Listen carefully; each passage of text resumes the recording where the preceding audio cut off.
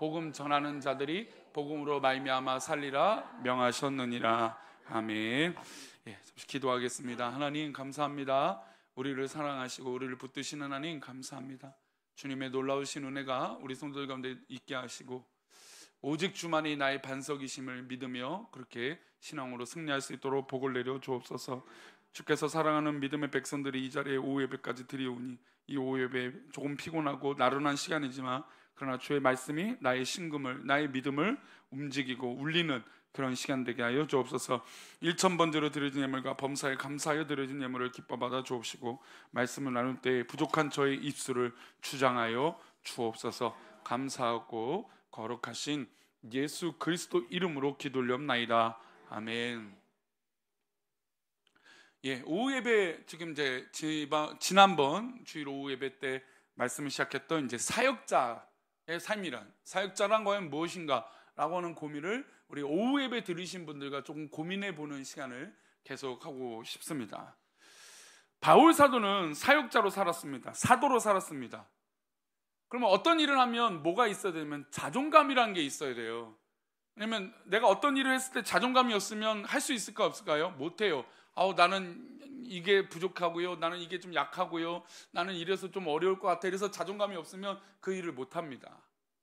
자존감이 또 높으면 어떻게 할까? 내가 다 할 수 있습니다. 그런데 교회 사역은 내가 자존감이 높더라도 자존감이 좀 낮더라도 그것이 사실은 그것으로 봉사하고 사역하는 건 아니에요. 물론 바울 사도는 자존감이 굉장히 높았습니다. 왜냐하면 그렇게 사역들을 굉장히 잘했고 또 심한 반대를 겪으면서도 그것들을 넉넉히 일들을 감당했기 때문이에요.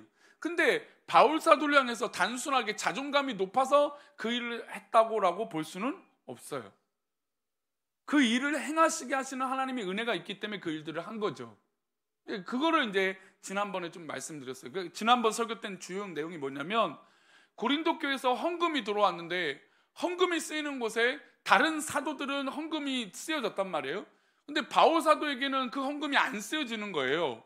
그래서 바울 사도가 나도 권리가 있는 사람이다, 나도 목회자이고 나도 사역자인데 나도 그 헌금의 혜택을 받을 수 있는 사람이다. 그런데 내가 그 자격이 있음에도 불구하고 나는 요구하지 않는다.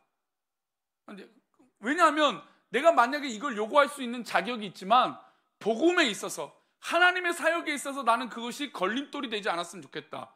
그래서 나는 헌금의 혜택을 받지 않아도 괜찮다라는 이야기를 했던, 그래서 바울 사도의 이 하나님 앞에 쓰임받는 자존감은 굉장히 높은 것에 있죠. 근데 그런 거 생각하면서 과연 우리가 하려고 할 때 나는 못해서, 난 이것도 약해서, 또 이거는 좀 부족해서 뭐 이렇게 주저하는 분들이 있고, 어떤 분들은 그냥 누가 봐도 잘 못할 것 같은데 막 나서서 하려고 하는 분들이 있어요. 우리 교회는 아닙니다. 우리 교회는 아니고. 근데 예를 들어 그렇단 말이에요. 사람 사는 게 있어요. 왜냐하면 비교가 되고 잘하는 사람이 있고 못하는 사람이 있거든요. 근데 그게 교회 현장에서 벌어졌을 때 과연 어떤 마음으로 이런 사역들을 내가 감당할 것인가? 과연 그리고 높은 자리가 아니라 낮은 자리라고 했을 때 나는 그걸 어떻게 받아들일 수 있는 것인가? 복음을 전하는 자로서 또 하나님 앞에 부르심을 받은 사역자로서 어떤 것이 중요한 것일까라고 하는 고민을 좀 해보고 싶어요. 성도님들은 왜 오후 예배 들으십니까? 애들 때문에 들으시나요? 아니면 늘 습관적으로 들으시니까요? 마땅히 집에 가서 할 게 없어서 들으시나요? 그건 아니잖아요. 왜 예배를 드리십니까? 오후 예배를? 우리는 은혜를 받고 하나님의 부르심이 있고 하나님이 계신 곳이 가장 좋사오니, 그렇죠? 아멘이 없어요. 네? 하나님이 계신 곳이 가장 좋사오니 내가 물론 좀 쉬고 피곤하기도 하지만 그러나 예배 드리는 그 자리가 너무나 감사하고 행복하고 기쁨이 있고, 또 찬양을 하고 기도할 때마다 나를 울리는 나의 심정을 알고 계신 우리 하나님의 그 손길을 느끼니까 감동이 일어나고 감격이 일어나는 거죠. 아멘. 우리는 그래서 예배를 드리는 거고 습관적으로 드리는 것은 분명히 아닙니다. 물론 어떤 분들은 예배를 습관적으로 드리지 마세요. 누가 그걸 습관적으로 드리려고 하겠어요. 이제 계속 예배를 드리다 보니 조금 마음의 태도들이 조금 이제 편안해졌을 뿐이지, 우리가 예배를 우스게 보거나 쉽게 보는 분들이 어디 있습니까? 여기서도요, 만약에 제가 갑자기 예배의 순서를 바꾸거나 예배의 방법을 바꿔보잖아요. 그럼 아마 엄청나게 불편해하실 거예요. 우리 목사님 어디 가서 잘못 배운 거 아닌가? 우리 목사님 어디 무슨 다른 바람이 불어서 오늘 왜 저렇게 예배를 드리지? 아마 그럴 거예요. 그러니까 우리가 드려지는 예배를 굉장히 경건하고 보수적이고 좀 이 말씀에 입각한 예배를 드리고 있다고 우리 성도님은 자부하고 계세요. 그렇죠? 예. 그래서 이 예배 시간을 뭐 조금만 순서만 바꿔도 좀 불편하고 어려움 있는 게 사실이에요. 그러니까 우리가 드려지는 예배는 하나님 때문에 드리는 거죠. 바울 사도가 사역함에 있어서 그것이 가장 중요했어요. 자기가 그렇게 멋지게 사역을 감당하고 있음에도 불구하고 자기가 막 높아졌다라고 하는 자존감이 높아진 게 아니라 내가 하나님의 은혜로 이렇게 사역들을 감당하고 있어서 감사했어요. 아무리 자신을 모함하고 사도성을 의심하고 심지어 자신에게는 사례비도 주지 않고 뭐 그런 분위기가 있었어요. 그런데도 그것 때문에 내가 사역을 하는 게 아니라 복음 때문에, 은혜 때문에 살아가는 것이라고 고백하고 있는 것이죠. 그래서 사역자는 무엇보다 구원의 감격이 있어야 되는 거예요. 목회자는 더 그렇고 우리 성도들도 이 뭐가 있어야 된다고요? 구원의 감격, 복음의 감격. 물론 이제 저도 참 이 말씀 읽으면서 제가 이제 금요일 날도 그 얘기했잖아요. 우리 부교육자들 사례비를 더 늘릴 수 있으면 좋겠다는 생각이 늘 해요. 물론 좀 우리 교회 형편에서는 그래도 나름 최선을 다하고 있는 거긴 한데, 근데 우리 보통 성도들의 삶을 봤을 때 제가 금요일날 그 얘기했더니 보통 한 절반이나 3분의 2 정도의 수준밖에 안 돼요. 아마 저도 그럴 겁니다. 물론 저는 조금 더 많겠죠. 근데 거의 제가 볼 때 요즘 사람들의 평균 수입으로 본다면 우리 부목사님들은 3분의 2나 절반 정도 수준이고 제가 한 3분의 2나 한 5분의 4 정도? 그 정도 왔다 갔다 할 것 같아요. 그렇다고 우리는 아마 우리 목사님도 그렇지만 그것 때문에 우리가 복음을 사역을 못하고 이러지는 않습니다. 근데 이제 담임 목사로서 조금 더 우리 이렇게 했으면 좋겠다는 생각이 들어요. 아멘이 없으시네요, 이것도. 예. 근데 바울 사도를 보면 한 가지 또 도전은 돼요. 바울 사도는요, 자기가 개척한 교회고 함께했던 교회인데 이 교회가 분탕이 난 거예요. 아볼로 파고 베드로 파고 예수 파고 바울 파고 이렇게 교회가 쪼개지고 당파 싸움을 하고 이러니까 이제 헌금 문제가 생긴 거죠. 그 헌금을 과연 어떻게 쓸 것인가 했는데 바울 사도에게는 하나도 혜택이 없는 거예요. 그러니까 바울 사도 입장에서 볼 때는 조금 서운할 수 있잖아요. 내가 함께 사역하고 이렇게 성경 공부를 많이 했고 정말 동고동락을 했던 성도들이 이렇게 많았는데 지금 사례비를 주는 곳에 있어서 나 몰라 하니까 바울 사도 입장에서 조금 서운할 수 있을까 없을까요? 서운할 수 있죠.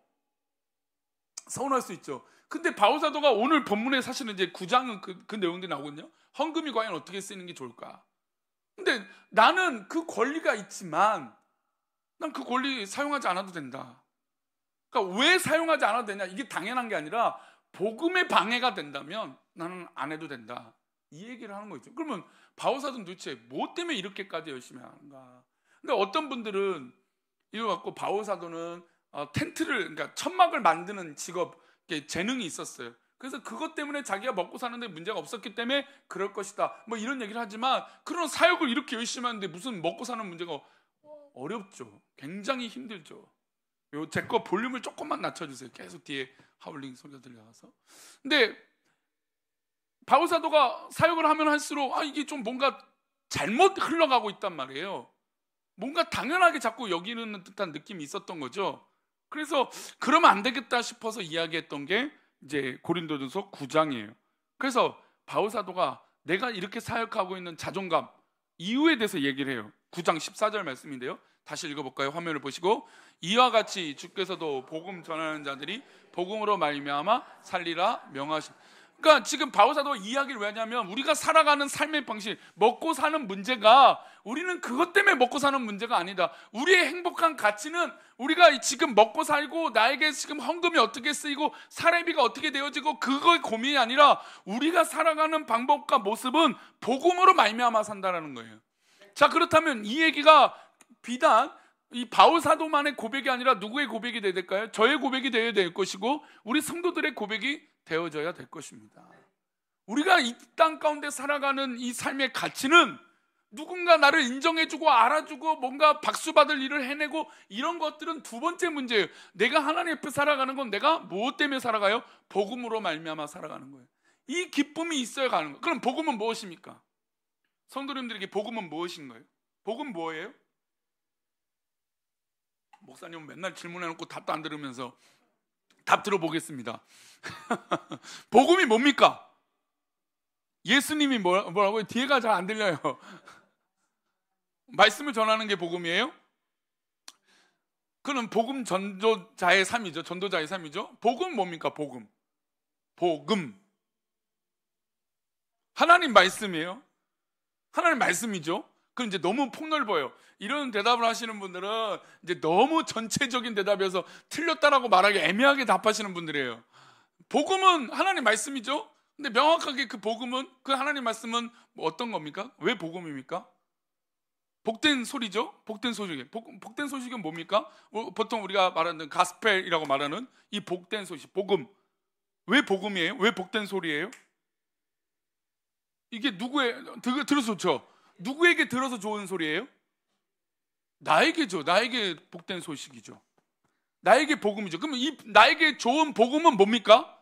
예수님이 이 땅에 나를 위하여 오셨다. 예수님이 나를 위하여 십자가에 지셨다. 그리고 3일 만에 부활하셨다. 누구를 위해서? 나를 위해서. 누구든지 누구를 믿으면, 예수를 믿으면 멸망치 아니하고 뭘 얻습니까? 영생을 얻는다. 이게 복음이죠. 맞죠? 이게 복음이에요. 그리고 우리가 이 땅에 말세를 살아가는 성도들은 예수님이 어떻게 오실 것을, 다시 오실 것을 믿고 기다리는 성도의 삶을 살아가는 게 바로 복음이에요. 근데 이 복음은 맨 처음에 누구에게 복음일까요? 나에게 복음이죠. 그러면 이 복음을 이제는 내가 받았어요. 그러면 감격이 있습니까? 없습니까? 이제 여기서 신앙의 시작의 차이가 나는 거예요. 신앙의 시작은 이 복음이 진짜 나의 고백이 되면 그때부터 사역자로 삶을 사는 거예요. 그러나 아직 이게 내가 확실치 않아요. 좀 뭔가 희미하게 보여요. 희미하게 느껴져요. 그러면 아직 나에게 구원의 감격이 없는 거죠. 구원의 감격이 있으면 복음의 감격이 있는 것이고, 구원의 감격이 있으면 복음으로 살 수밖에 없어요. 왜냐하면 내가 받은 이 복음, 이 복된 소식, 예수님이 이 땅에 오셨고 나를 위해 죽으셨고 나를 위해 부활하셨고 나를 위해 다시 오실 것이고, 내가 예수님을 믿기만 하면 누구의 자녀가 됩니까? 하나님의 자녀가 되는 권세를 주셨다. 이게 복음이잖아요. 그러니까 이 은혜를 경험하니까 나는 어떻게 살아가요? 주를 위해 복음을 전하는 삶으로 살아가요. 왜냐하면 이야기를 할 때 좀 그러겠지만, 우리 성도님들에게 가장 소중한 물건이 뭐가 있습니까? 뭐 있어요? 휴대폰이요? 만약에 자녀가 돈을 벌어갖고, 요즘 휴대폰 가격이 요즘 새 거가 막 150만 원, 200만 원 하니까 얼마나 비싸죠. 근데 우리 자녀가 월급을 모아갖고 부모님에게 150만 원짜리, 200만 원짜리 핸드폰을 탁 사다 준 거예요. 그러면 다음날 우리 권사님들이 모임이 있거나 뭐가 와 있어요. 제 휴대폰을 어떻게 될까요? 자랑하고 싶잖아요. 보여주고 싶잖아요. 누가 알아주면 네, 뿌듯하죠. 왜냐하면 내가 내 입으로 말하지 않고 누군가 나에 대해서 알아주면 얼마나 좋아요. 그거 바뀌었네? 그러면 되게 기분 좋잖아요. 맞아. 막 그러면서 과하게 잘난 척하지 않아도 되고 자랑하지 않아도 적당하게 그래 이래서 샀어. 누가 선물 받았어. 근데 만약에 자녀가 해줬어. 우리가 내 사랑하는 누가 이렇게 해줬어. 얼마나 막 어깨가 힘이 들고 막 기분이 좋습니까? 그렇다고 우리 자녀가 핸드폰 해주기를 기대하지 마시고 우리 부모님들은 평생에 우리 아이들을 뒷바라지 한다는 마음으로 요즘은 그렇게 사는 분들이 많으니까. 근데 그렇잖아요. 누군가 알아주면 이거 바뀌었네, 이거 새 거네, 최신형 폰이네 이러면 괜히 막 자랑하고 싶잖아요. 그게 복음이라는 거예요. 그게 복음이죠. 왜냐하면 나에게 이루 말할 수 없는 예수님의 은혜가 있으니, 이걸 어떤 것도 비교할 수 없는 은혜가 있으니 이제 이 은혜를 받으면 내 거잖아요. 이제 이 복음이 내 거잖아요. 그러면 이 복음을 내 거로만 가둘 수 있을까요? 못하죠. 보여주고 싶죠. 자랑하고 싶죠. 비춰주고 싶고 왜 어떻게 됐는지 알려줘야 하잖아요.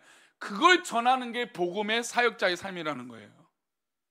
그럼 바울사도는 지금 뭘로 산다라는 거예요? 내가 복음으로 말미암아 산다. 그러면 시작도 복음이고 내가 살아가는 방법도 복음이라는 거예요. 내가 시작은 뭐예요? 자기도 예수님 믿기 전에는 막 살아가는 그런 삶이었어요. 맞죠? 예수님을 믿는 사람들을 잡아 가뒀어요. 그런 사람이 앞장서서 예수 믿는 사람들을 핍박했던 사람이 바울사도예요. 그런데 다메섹으로 가는 길에 예수님을 빛 가운데 만났어요. 그리고 완전히 꼬꾸라지잖아요.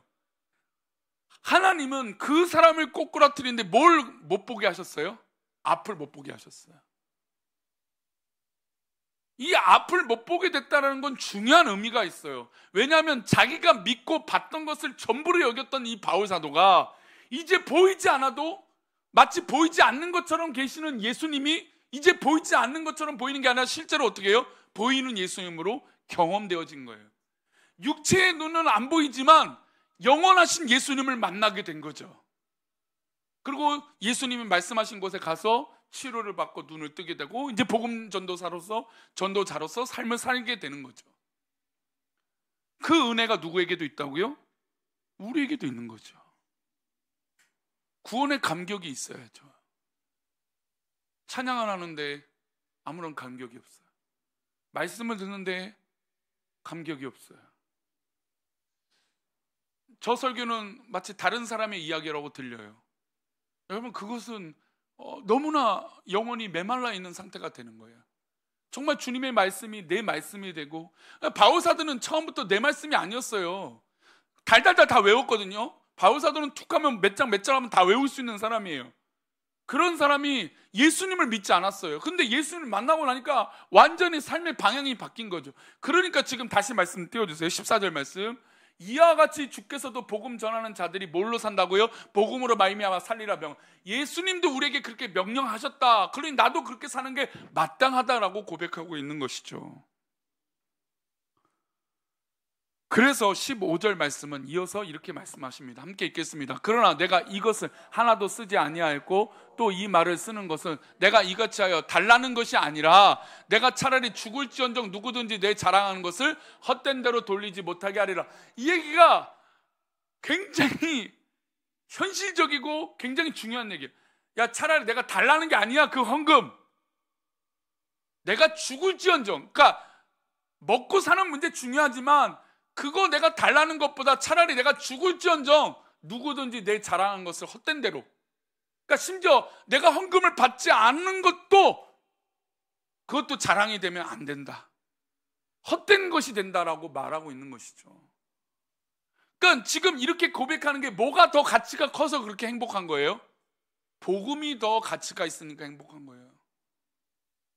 근데 목회자들에게 물으면 뭐 때문에 행복하냐? 그래서 제가 금요일날 그 얘기, 목회자들의 이 삶의 가치가, 그러니까 직업도의 행복도를 조사하면 늘 1등이 목회자예요. 신앙 종교인이거든요. 그럴 수밖에 없는 게 우리는 우리의 가치가 늘 삶에 있을 수밖에 없어서요. 아니고서는 안 되거든요. 이 얘기를 하면 사실 하고 싶은 이야기 너무 많은데 엉뚱한 데 흘러갈까 봐 말이 조심스러워요. 근데 어쨌든 목회자에게 주어지는 것들이 달라요. 물론 지금 한국교회 목회자들이 우상이 된 건 문제가 많아요. 혹시 저를 우상으로 보십니까? 목회자가, 저는요 유튜브 영상 보다가 가끔 목사님들이 막 얘기를 하는데 자기가 제일 잘났대요. 그리고 자기가 제일 잘생겼대요. 목사님들이 물론 잘생겨 보이시고 잘나 보이세요. 뭐 유수의 학교도 졸업하시고 막 공부도 뭐 엄청 잘하는데 그걸 너무 당연하게 얘기를 하시더라고요. 그걸 개그의 소재로 쓰시는 것도 저는 되게 불편해요. 그러면서 저도 하고 있나 모르겠어요. 근데 이게 목회자가 이게 마치 우상은 아닌가? 이게 지금 예수님은 어디 계시지? 그런 생각이 들 때가 있어요. 그래서 제가 후반기 설교를 이제 여름 사역을 마무리하면서 후반기를 시작하면서 설교를 시작하고 싶었던 것 중에 하나의 첫 번째 주제가 오늘 설교가 뭡니까? 상품을 드리겠습니다. 뭡니까? 아니죠. 이제 그건 설교 제목이고요. 십자가예요. 십자가. 오늘 낮에는 십자가잖아요. 십자가의 도는 미련한 자들에게는 뭐예요? 불신자들에게 미련한 것이에요. 믿지 않는 자들에게. 그러나 믿음의 사람들에게 뭐예요? 하나님의 능력이 된다라고 했잖아요, 바울 사도가. 우리의 삶의 가치는 거기에 있으니까 행복하죠. 그러니까 어떤 사람들은 왜 행복하냐? 당연히 모르죠. 믿지 않는 사람들, 또 복음에 대해서 모르는 사람들은 모를 수밖에 없어요. 왜 행복한지를 모르죠. 우리는 없어도 행복해요. 근데 좀 너무 없긴 해요. 우리가 목회자들이 한국교회 98%가 없어요. 사실은 이게 죄송합니다. 이게 현실적으로 좀 말씀드리고 싶어요. 우리 한국교회 조금 지나친 뉴스가 이 3%, 2%밖에 안 된 목회자들에 대한 이야기들이 주로 뉴스에 나오니까. 그런데 97%가 소득 이하예요. 제가 그 얘기 드린 적 있죠. 우리나라에 종교세법이 생겨갖고 종교인들 하잖아요. 근데 지금 이게 점점점 악법으로 바뀌고 있어요. 종교인들 세금 내는 거 맞아요. 저희 목사님도 지금 근로자로 신고돼 있어요. 종교인으로 안 해놨습니다. 선택할 수는 있어요. 근로자로 해놨어요. 이유가 있어요. 종교인으로서 세금 내야 되잖아요. 그럼 어떤 혜택이 있어야 되냐면 4대 보험이 혜택이 돼야 돼요. 근데 종교인으로 신고하면 4대 보험으로는 안 돼요. 국민연금하고 산재보험이나 이게 안 돼요. 국민연금은 내야 돼요. 의료보험은 뭐 절반씩 내야 되니까 사측하고 이건 할 수 있는데 고용보험하고 산재보험이 안 돼요. 근로자가 인정이 안 되니까. 그래서 저는 선택을 할 수 있다고 해서 우리 부목사님은 이 근로자로 선택을 해놨어요. 4대 보험 교회에서 가입시켜 드렸어요. 그러니까 선택적이에요. 그러니까 우리가 알 때는 종교인들은 세금을 안 내. 우리 다 세금 내고 있거든요. 근데 세금을 내고 싶어도 못 내요. 저나 우리 부목사님이나. 왜 그런지 아세요? 부목사님은 부양가족이 많아서 소득 이하에 이미 마이너스예요. 뭘 내고 싶어도 낼 수가 없어요. 아이고, 이게 또 너무 그렇게 들리나? 너무 불쌍하게 들리나? 근데 우리 행복하죠? 강사모님 행복하죠? 예, 행복하죠. 우리 행복하다는 얘기를 하는 거예요. 근데 우리 혹시나 오해. 근데 종교인들, 저도 세를 내고 싶어도 안 내는 범위 없어요. 물론 뭐 고시원 때문에 지금 내고 있는 부분이 있지만 저의 소득 가능성도 저도 소득 이하예요. 그러니까 많은 오해를 한단 말이에요. 종교인 세법, 그래 당연히 저희도 찬성해요. 내려고 봤더니 나머지 혜택은 가입도 조건이 안 되는 거예요. 근로자가 안 되면 안 되게끔 돼 있어요. 프리랜서래요. 자영업자처럼 돼 있는 거죠. 이게 뭐예요? 이게 뭔가 종교인이 과연. 그래서 세상 사람들은 비난하긴 좋다고 얘기하지만 심지어 97%에서 여러분 놀라지 마십시오. 거기서 70%는 차상위 계층이에요. 그러니까 누구의 도움을 더 많이 받을까요? 나라에서 도움을 받아야 돼요. 그래서 실제로 나라의 도움을 받는 목회자들 훨씬 많아요. 그러니까 사람들은 근데 그 나머지는 이해 못하죠. 왜냐하면 종교인들은 세금을 내지 않는다. 이것만 관점을 갖고 있으니까. 그러니까 모든 문제에 있어서 이 모든 면들을 다 알아보고 들여다보고 하는 게 굉장히 중요해요. 왜 이야기를 하냐면 바울 사도가 그 마음으로 얘기하는 거예요. 지금 내가 차라리 죽을지언정 복음의 방향이 된다면 난 포기하겠다. 우리 도영고 목사님이나 우리 노 목사님 어떤지 모르겠지만 저는 포기할 용기는 없습니다. 솔직히 죽을지언정 다 포기하라 하면 물론 저 개인적으로 하라면 하겠지만 그냥 우리 성도들 앞에서 떠난다는 건 상상도 못할 일이기 때문에 그 생각까지는 가본 적이 없어요. 근데 바울 사도는 이 양반은 돌아다니면서 목회를 하다 보니까 내가 차라리 죽을지언정 여기서 이렇게 내가 구걸을 안 한다 이거예요. 또 다른 데서 사역을 더 멋지게 하겠다는 거죠. 참 멋진 삶이에요. 좀 비교도 안 되는 이 삶이 바울 사도가 그렇게 살죠. 근데 우리는 우리 터전이 우리 부목사님도 이제 4년째 사역하고 저도 올해가 6년째 사역을 벌써 하고 있고 내년에 안식년이에요. 참 시간이 이렇게 빨리 흐르죠. 근데 우리가 그렇게 살아가는 변화를 보세요. 벌써 우리 18년 11월에 제가 부임했죠. 18년부터 있었던 일을 한번 머릿속에 한번 흘려보세요. 얼마나 다양한 일이 있습니까?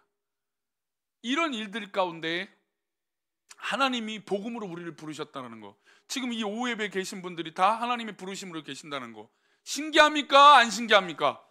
신기해요.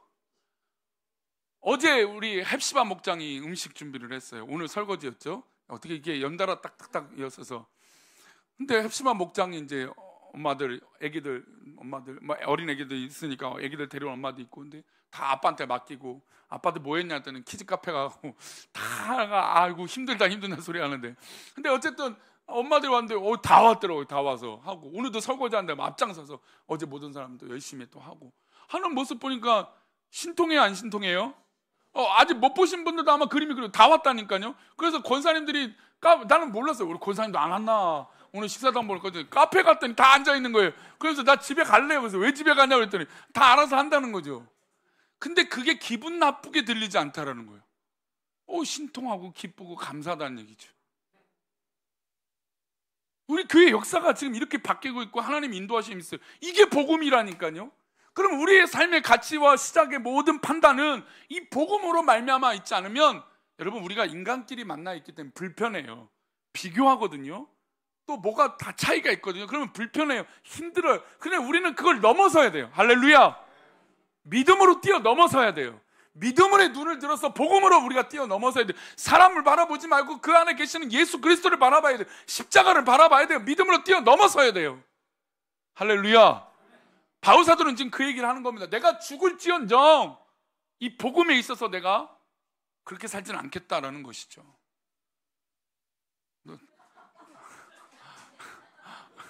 너무 절묘한 타이밍에 내 말을 딱 맞출 때 들어와서 그러면 왜 이렇게 마음을 먹을 수 있을까? 주님이 나를 택해 주셨기 때문이에요. 우리 요한복음 15장 16절인데요, 이 말씀은 나와 내 옆 사람에게 임하기를 원합니다. 함께 읽겠습니다. 15절 말씀이요. 15절 말씀 말고 요한복음 15장 16절. 요한복음 15장 16절 말씀이 없습니까? 예, 요한복음 15장 16절이 있을 거예요. 없어요? 없어요.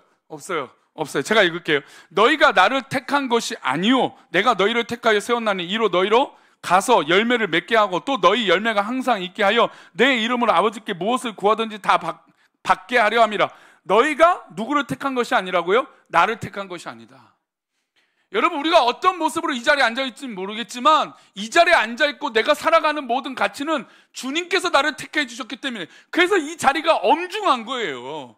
하나님이 나를 부르셨고 내 옆 사람을 지금 하나님 부르셨기 때문에 이것은 우연이 아니에요. 우리의 판단과 여기 앉아있는 모든 시간조차를 하나님이 나를 택하셔서 앉게 하셨다라는 거예요. 그러니 옆 사람이 그냥 이 세상의 기준으로 바라볼 그런 게 아니에요. 신앙의 관점이고 믿음의 관점이고 복음의 관점이고 이 자리에 함께 있는 것 자체가 기적 중의 기적이에요. 맨날 세상의 노래는 너를 만난 게 기적이라고 얘기하지만 우리는 주님 안에서 옆 사람을 만난 게 기적이에요. 함께 있는 게 기적이에요. 가끔 남편을 보고 아내를 보고 안 맞아도 이렇게 안 맞을 때 없을처럼 뭐와 같다라고 얘기해요. 우스갯소리로 로또와 같다는.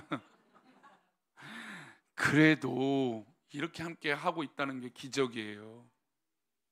새 가족이 이번에도 이제 부부가 등록해서 부부를 보니까 참 신통방통해요. 또 얼마 전에도 등록하고 또 이제 성국경제 안에도 오고 하는 거 보면 참 신통해요. 올해도 역시 교회 역사적인 일들이 계속 일어나고, 오늘 또 연로하신 어르신이 또 한 번 또 교회 방문하셔서 오시고, 신기한 일이죠. 여러분, 이것을 볼 때 누가 힘으로 할 수 있다고 말할까요? 하나님이 하시는 거죠. 하나님이 택하셨죠. 한번 따라합시다. 나를 택하신 분은 내가 아니라 당신이 아니라 하나님이시다. 예, 하나님이세요. 여러분, 아무리 안 맞는 로또 같은 부부관계여도 돼요. 여러분, 그 관계에 하나님 택하심이 있어요. 그거를 부정하고 원망하면 안 돼요. 그 가운데 하나님이 택하심이 있어요. 성도들 가운데도 안 맞아도 이렇게 안 맞는 사람이 있어요. 관계들이라는 게 그렇잖아요. 그런데 우리가 그것 때문에 의식하며 살아가는 게 아니라 하나님의 말씀으로, 하나님 택하심으로 살아가는 것이죠. 여기에서 바울 사도의 자부심이 드러나는 거예요. 이 고백으로 바울 사도가 고백하고 있다는 거죠. 열매를 맺는 것도 그렇습니다.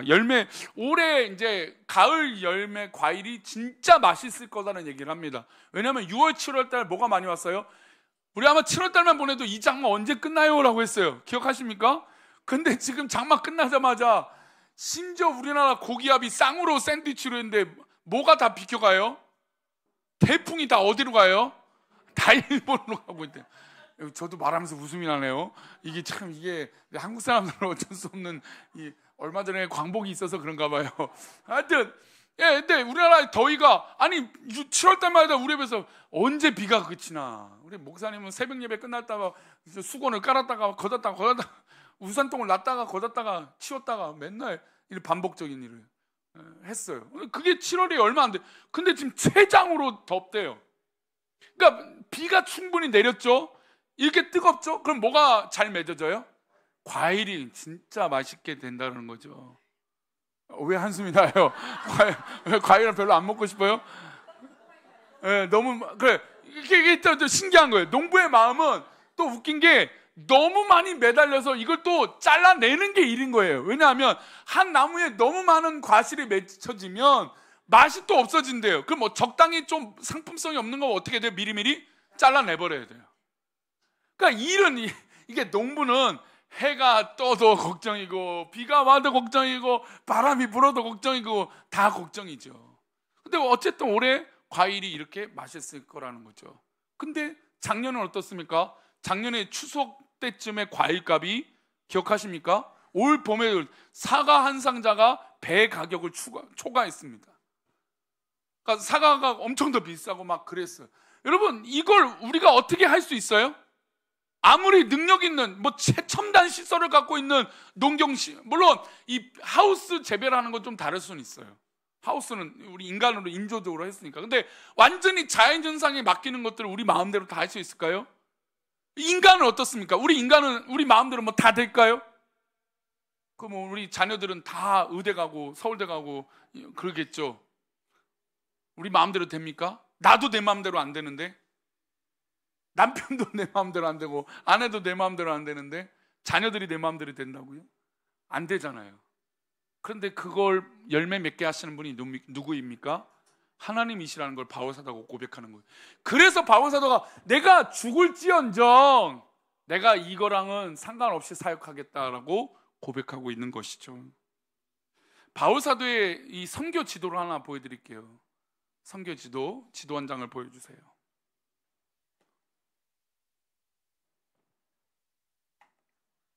선교 지도를 한번 보여주시면, 나와라. 물 한 잔까지 마셨는데,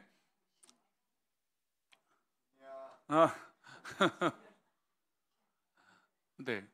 선교 지도를 한번 보여드릴 텐데, 요거는 1차, 2차, 3차 복음을 전한 사역들이 기록되어 있는 지도예요. 근데 이 지도를 보면 지금으로 보면 예루살렘과 그 위에 터키 지역이 있어요. 터키 지역이 어떤 지역이냐면 소아시아 교회들이 나와 있어요. 소아시아 교회예요. 그리고 그 위로 터키에서 해협을 지나면 어디가 나옵니까? 그리스 이쪽이 지역이 나와요. 보통 그 당시 헬라 지역이라고 말하는 헬라 지역이 나와요. 헬라 지역이 나와요. 헬라 지역을 넘어가면 어느 지역이 나올까요? 로마가 나옵니다. 이태리가 나오죠. 이 지역을 돌아다니면서 뭐래요? 복음을 전합니다. 그럼 바울사도의 복음은 사실은 이제 베드로는 어디 지역을 중심으로 있을까요? 예루살렘 중심으로 있어요. 그러니까 사도 중에 비교만 해도 거리로 따진다면 사도 바울은 어떻습니까? 어마어마한 사역을 지금 하고 있죠. 게다가 복음 사역을 1차, 2차, 3차 전도 사역을 합니다. 그리고 4차 복음 전도를 하는데 4차 복음 전도를 어디를 가냐면 로마로 가요. 로마. 근데 로마로 가는 건 자기가 직접 가는 게 아니라 뭐 때문에 가요? 죄수의 신분으로 갑니다. 근데도 자기는 거기에 복음 전파로 간대요. 근데 자기가 어떤 과정인 거 아니냐면 로마로 가면 자기가 죽을 걸 알고 있어요. 그런데도 거기서 로마의 감옥에 갇힌데 어떤 감옥에 갇히냐면 가택연금이 돼요. 그러니까 감옥에 들어간 게 아니라 어떤 한 집에 거기서 떠나서는 안 되는 그런 가택연금이 된 거죠. 거기서 있으면서 사람들이 찾아오잖아요. 찾아오는 사람들에게 뭘 하냐면 복음을 전해요. 지도가 됐을까요? 안 됐으니까 저거 화면에 나온 건가요? 아니 어쨌든 설명 다 끝났어요. 이제 안 보여줘도 돼요. 근데 이런 사역을 했어요. 대단한 사역을 하잖아요. 그런데 고린도전서 9장 16절 말씀, 고린도전서 9장 16절 말씀 제가 읽을게요. 내가 복음을 전할지라도 자랑할 것이 없으면 내가 부득불 할 일임이라. 만일 복음을 전하지 아니하면 내가 화가 있을 것이로다. 내가 복음을 전할지라도 자랑할 것이 없대요. 아니 이렇게 사역했는데 뭘 자랑할 게 없어요. 저 같으면 그냥 막 다 붙여놓고 난 이런 사역했다고 얘기하고 싶을 텐데. 멋지지 않습니까? 대단한 사역을 감당한 사람이 아니에요? 그런데 그가 이렇게 고백해요. 내가 복음을 전할지라도 자랑할 것이 없다. 왜냐하면 내가 부득불, 그러니까 내가 당연히 해야 될 일이기 때문이다. 그래서 복음을 전하지 않으면 오히려 내가 뭐가 있다고요? 화가 있을 것이다. 바울사도의 고백이 여기서 나와요. 내가 복음 위해서 살고 복음 위해서 복음 전하는 것을 안 하면 오히려 내가 화가 당할 것이다. 나에게 문제가 있을 것이다라는 것이. 이게 바로 사역자의 삶의 시작입니다.